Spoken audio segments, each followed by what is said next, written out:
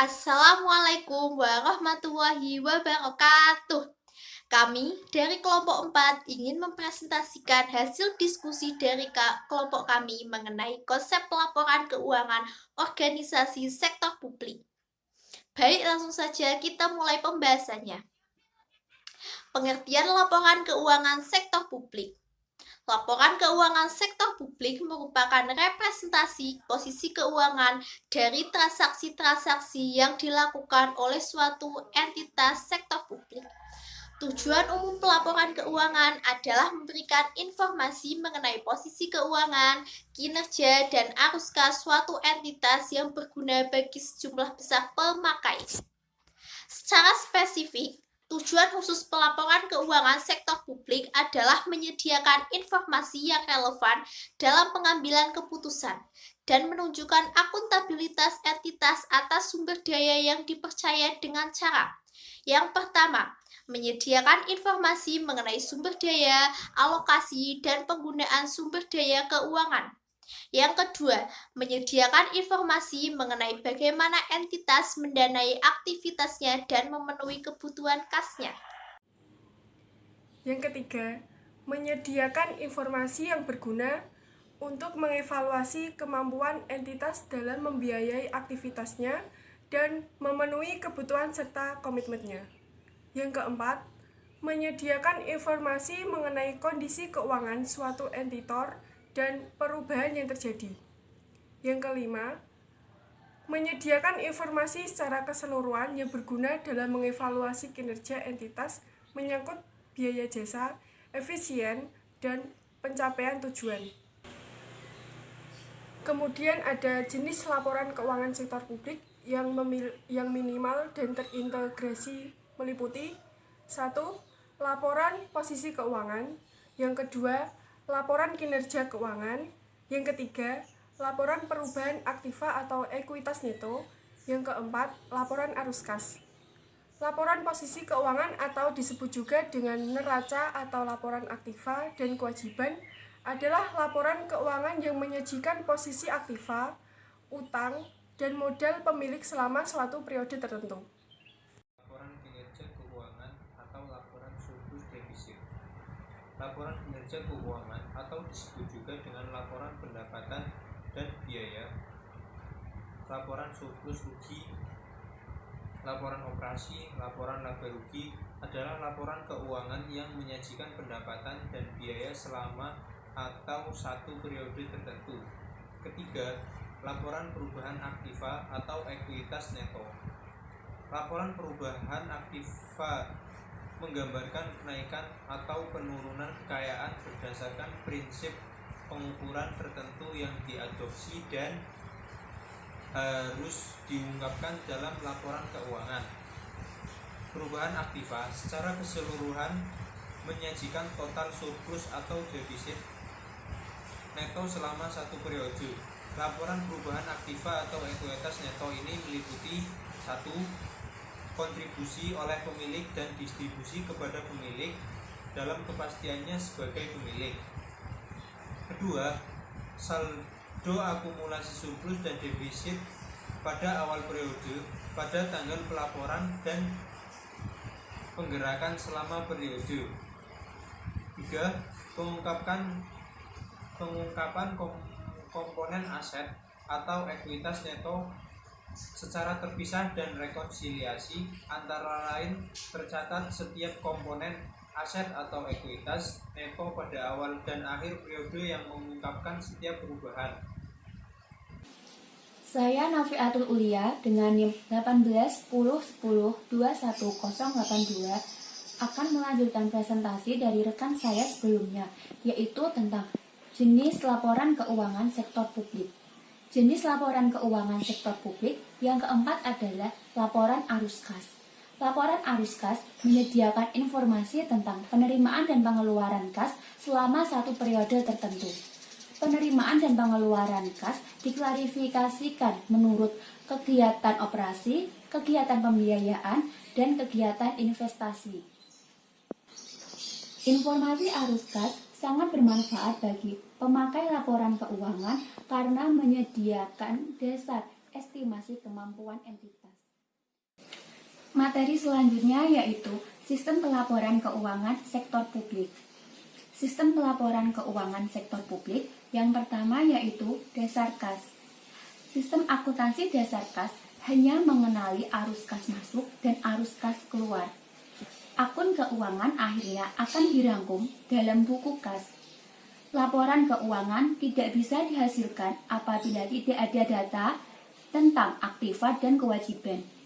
Data yang ada hanyalah perimbangan kas. Penjualan hanya dicatat saat kas diterima, sehingga tidak ada pos piutang. Pembelian dicatat saat kas dibayarkan, sehingga tidak ada hutang. Penyesuaian saham tidak dilakukan, karena akun tidak memperhatikan pencatatan. Di mana yang diperhatikan hanya kenyataan bahwa kas dibayar untuk pembelian, sehingga tidak ada gambaran tentang penutupan. Dasar accrual atau accrual base. Definisi konsep akuntansi accrual sebagaimana tercantum pada SSAP 2 adalah sebagai berikut. Penerimaan dan biaya bertambah. Diakui karena diperoleh atau dimasukkan bukan sebagai uang yang diterima atau dibayarkan. Dalam jumlah yang sesuai satu sama lain dapat dipertahankan atau dianggap benar dan berkaitan dengan rekening laba dan rugi selama periode bersangkutan. Kepastian penerimaan secara hukum sangat ditentukan oleh faktur yang telah diterbitkan. Penerapan dasar accrual akan mempengaruhi sistem akuntansi yang digunakan sebagai penambahan pos-pos accrual dan berbagai formulir pembukaan. C. Akuntansi dana atau fund accounting. Akuntansi dana merupakan salah satu alternatif sistem akuntansi di sektor publik yang dikembangkan dari dasar kas dan prosedur pengendalian anggaran. Di sektor swasta, akuntansi dana tidak begitu populer karena kecilnya dana yang disimpan. Namun, bagi sektor publik, dana kas sektor publik cukup penting dan berpengaruh terhadap pengembalian keputusan. Besarnya dana kas yang sangat mempengaruhi anggaran organisasi sektor publik, sehingga sistem akuntansi lebih memprioritaskan pengelolaan dana kas. Fungsi pertama akuntansi dana adalah sebagai pengendalian anggaran.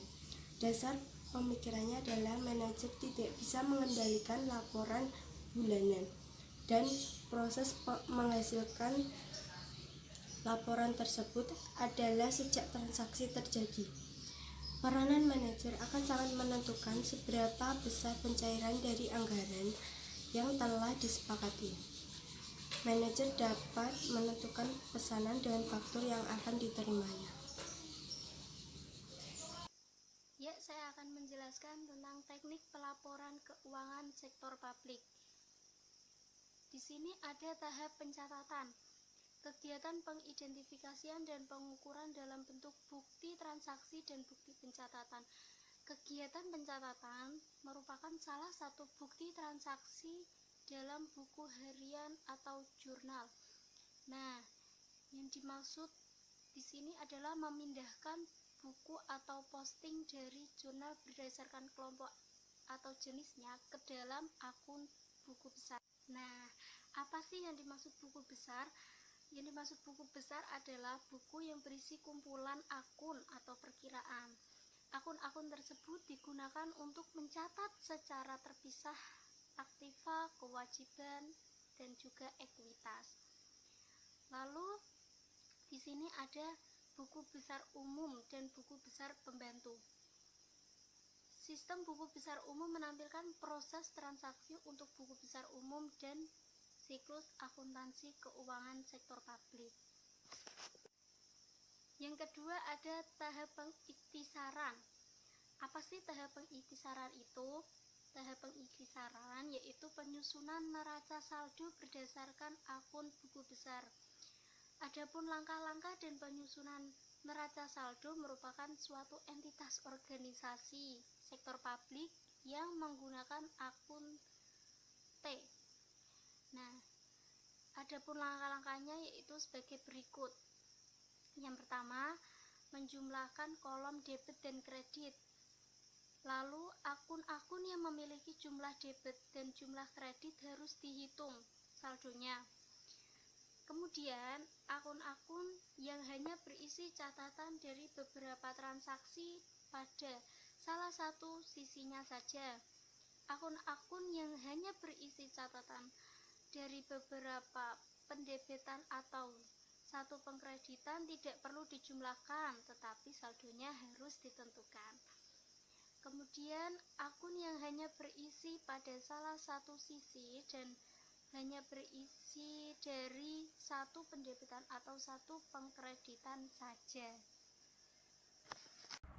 Nama saya Afel Fiani, NIM 085. Di sini saya ingin melanjutkan materi sebelumnya, yaitu langkah-langkah membuat neraca saldo terhadap suatu entitas organisasi sektor publik dengan menggunakan akun trial balance. Yang selanjutnya adalah kita membuat jurnal penyesuaian dan neraca saldo setelah penyesuaian. Kemudian kita membuat kertas kerja atau neraca lajur, menjumlahkan kolom-kolom defisit dan kolom-kolom laporan keuangan, serta menggunakan angka defisit ini sebagai pengimbang di antara kedua kolom tersebut. Yang terakhir, kita membuat jurnal penutup dan neraca saldo setelah penutupan. Teknik laporan yang digunakan oleh akuntan sektor publik yang terakhir adalah tahap laporan. Laporan-laporan yang dilakukan oleh organisasi menggunakan dua metode. Yang pertama adalah metode defisit entitas pengendali yang dapat dipisahkan dan metode defisit entitas pengendali yang tidak dapat dipisahkan.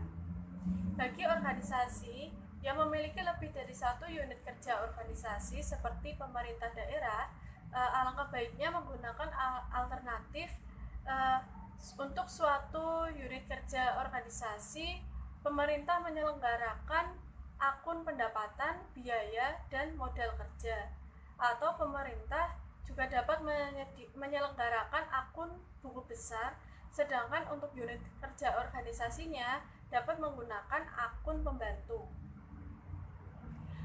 Dalam membuat laporan keuangan konsolidasi, yang pertama kita harus membuat jurnal eliminasi, kemudian kita membuat kertas kerja dan membuat laporan keuangan konsolidasi. Nah, dalam membuat laporan keuangan konsolidasi ini, kita memiliki dua sumber, yaitu neraca saldo entitas pengendali dan unit kerja organisasinya, dan yang kedua adalah sumber dari laporan keuangan entitas pengendali dan unit kerja organisasinya. Mungkin itu saja yang dapat kami sampaikan. Mohon maaf apabila ada kesalahan.